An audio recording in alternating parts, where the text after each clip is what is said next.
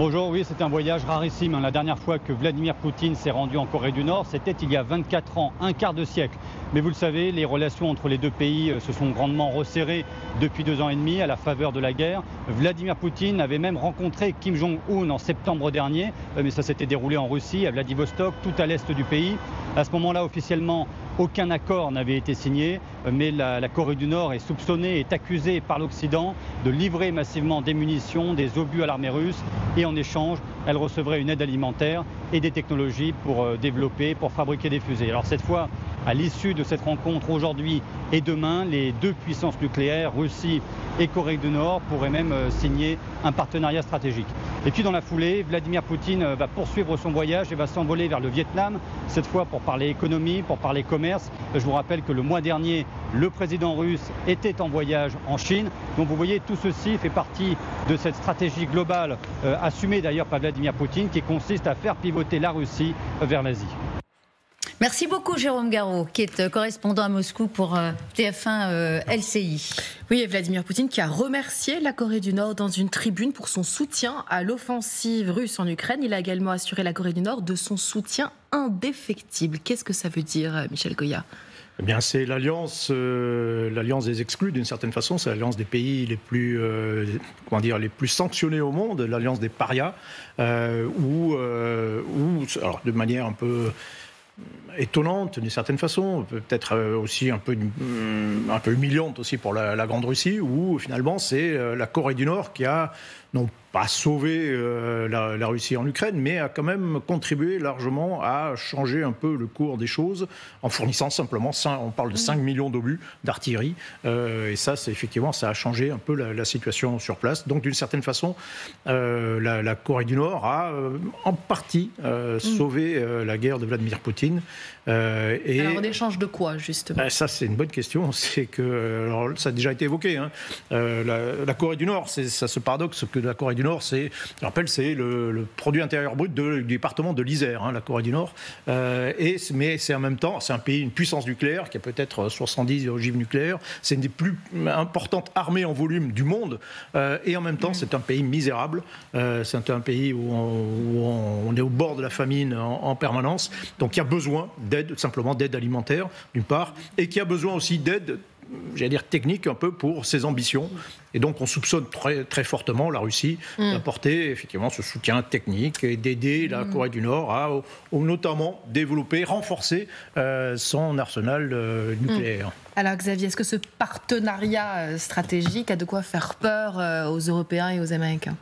Il va concrétiser une situation qu'on imagine depuis plusieurs mois. Il y a d'un côté quelque chose que l'on sait maintenant qui est prouvé, c'est la livraison des obus, de missiles aussi de la part des Nord-Coréens, un armement important et qui a permis aux Russes de tenir et d'avancer sur le front ukrainien. Donc à ce titre-là, c'était un apport en armement qui a été décisif dans les derniers mois sur ce front.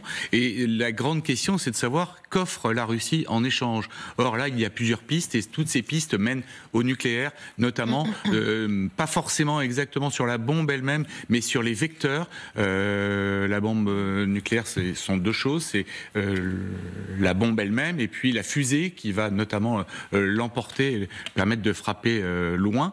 Et là, les Coréens ont encore du mal à mettre au point tout cela et l'aide russe pourrait être décisive. Et on a vu des lancements, notamment nord-coréens ces derniers temps, réussis, alors que dans le passé, les choses étaient beaucoup plus compliquées. Donc, on peut imaginer très vite qu'il y ait un rapport entre les deux. Ça fait des mois que la Maison-Blanche affirme observer ce resserrement des liens entre la Corée du Nord et la Russie avec énormément d'inquiétudes à divers titres. Évidemment, en ce qui concerne la guerre en Ukraine, mais pas seulement.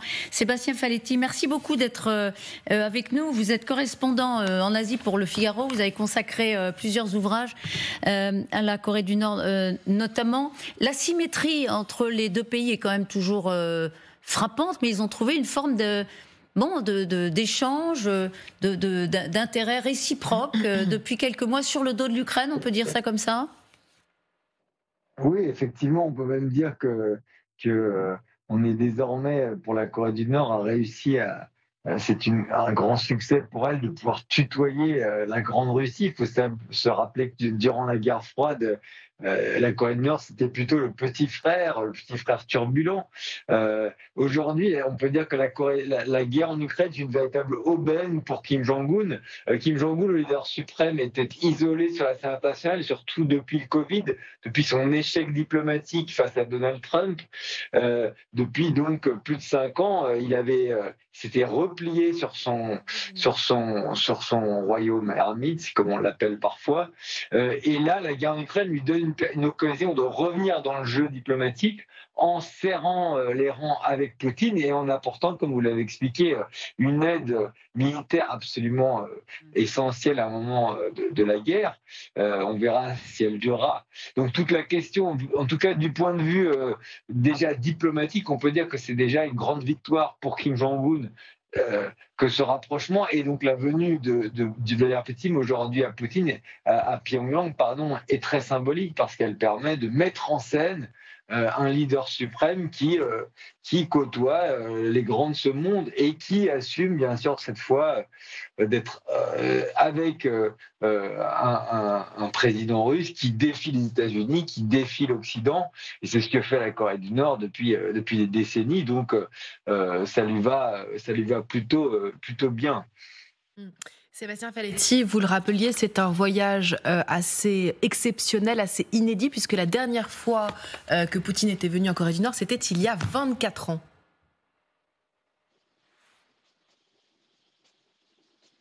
Vous m'entendez ? Non, manifestement. Mais oui, je vous entends.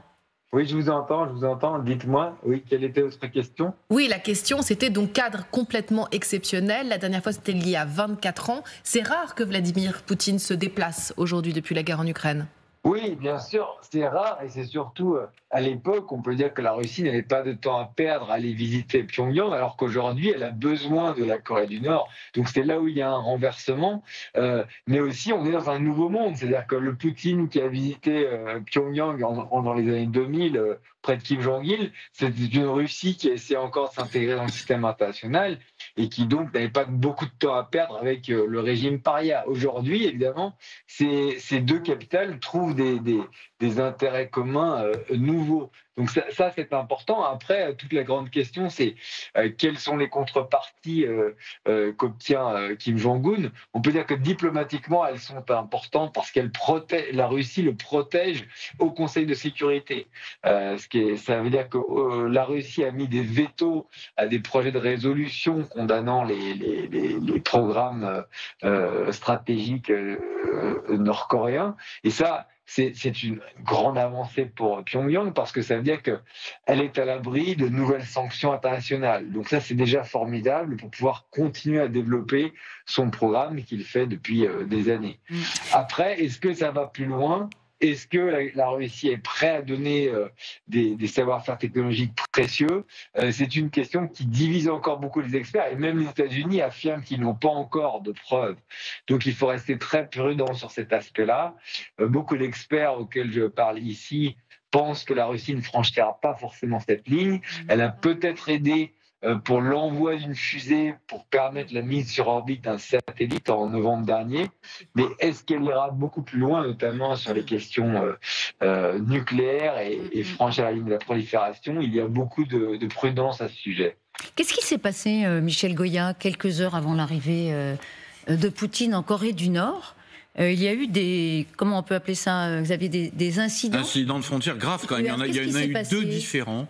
Il y a eu une incursion de soldats nord-coréens dans l'espace de la Corée du Sud. Ça arrive de temps en temps, avec tir de sommation des Coréens du Sud. Les soldats sont repartis. Et il y a eu un autre incident, un peu plus loin, qui est beaucoup plus compliqué à comprendre, où visiblement des soldats, mais à ce moment-là travailleurs, qui travaillaient à établir un champ de mines sur la DMZ, en fait, auraient été blessés accidentellement et seraient eux aussi repartis de l'autre côté, plus loin, pour se mettre à l'abri. Donc on a eu la concomitance de deux incidents. Voilà, c'est ça. On voit les travailleurs qui ont pu faire croire de cette nuit, très très tôt ce matin, qu'un incident majeur était en cours, juste au moment où arrivait Vladimir Poutine, ce qui met en relief ces accrochages. On rappelle, est-ce que vous avez déjà eu l'occasion, colonel, d'aller voir cette frontière ? Non, malheureusement. Avec effectivement, ces soldats. Enfin, il y a une zone tampon, on va dire. Hein, il y a une Mansland entre les deux. C'est la zone la plus fortifiée du monde.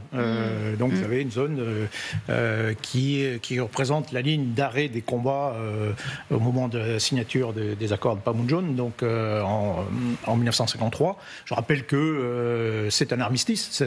C'est un armistice. Donc l'état de guerre sont toujours en guerre, officiellement. Toujours en guerre factuellement. Oui. Voilà, je rappelle aussi que, tant que je me souviens, la France est également signataire de ces accords. Donc on doit normalement s'efforcer de les faire respecter, le cas échéant.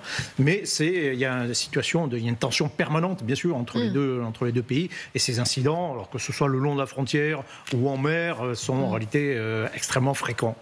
Et d'ailleurs, la Corée du Nord est accusée. Enfin, sont fréquents. Il y a des séquences, il y a des périodes en réalité. Quelle est la mobilité? Qu'est-ce qui se passe? Enfin, quel est l'objectif, pardon, le mobile, pardon? Écoutez, du côté. C'est quoi l'idée?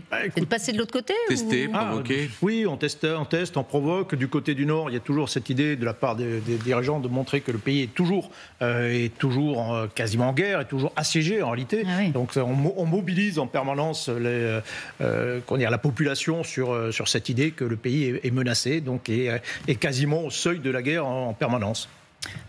On verra en tout cas si ça, à votre avis, ça a un lien ou pas avec vous dites que c'est assez banal, il n'y a pas de lien avec la visite de Vladimir Poutine. Pas forcément.